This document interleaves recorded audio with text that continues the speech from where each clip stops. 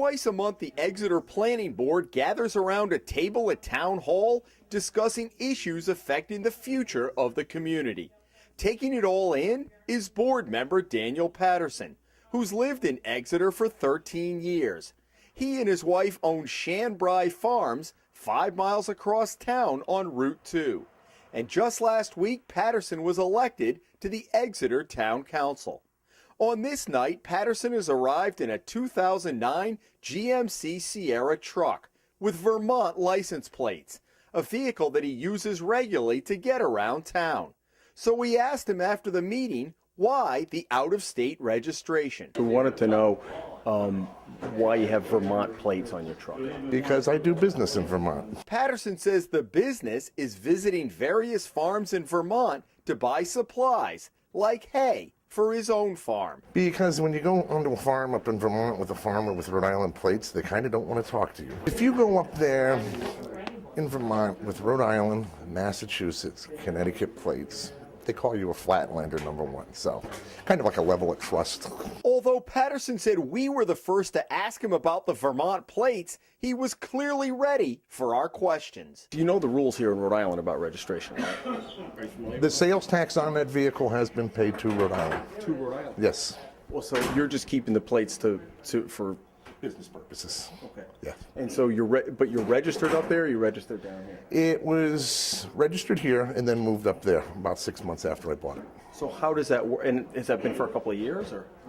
Excuse me now? Has that been for a couple of years, or how have you had it? This truck here, and I bought it in February. Okay. So you paid taxes here to the state? $2,943.50. But when we asked Patterson a few days later to give us proof that he paid the sales tax, he did not respond. Nor did he answer 2 emails and a follow-up phone call we placed to him over the past month.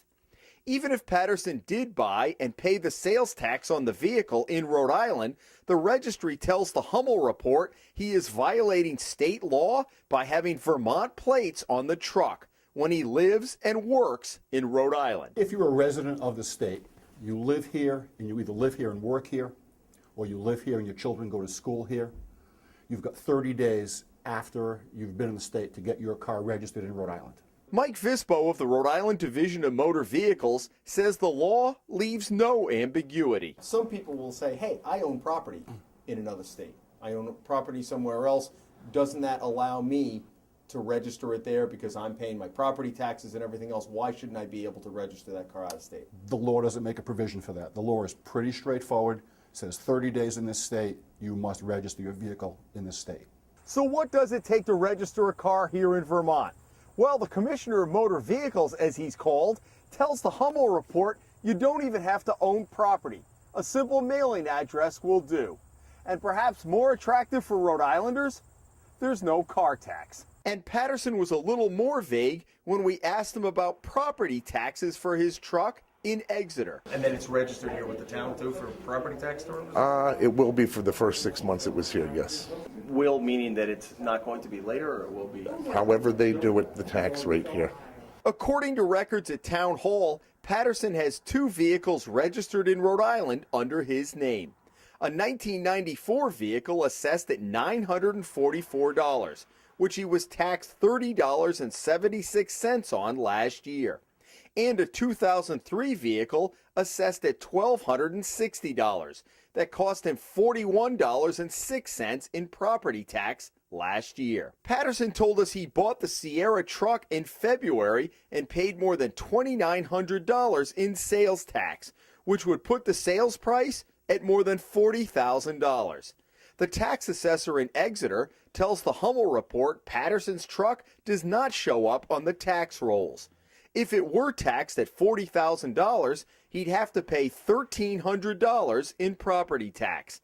If it were taxed at $30,000, he still would be responsible for nearly $1,000.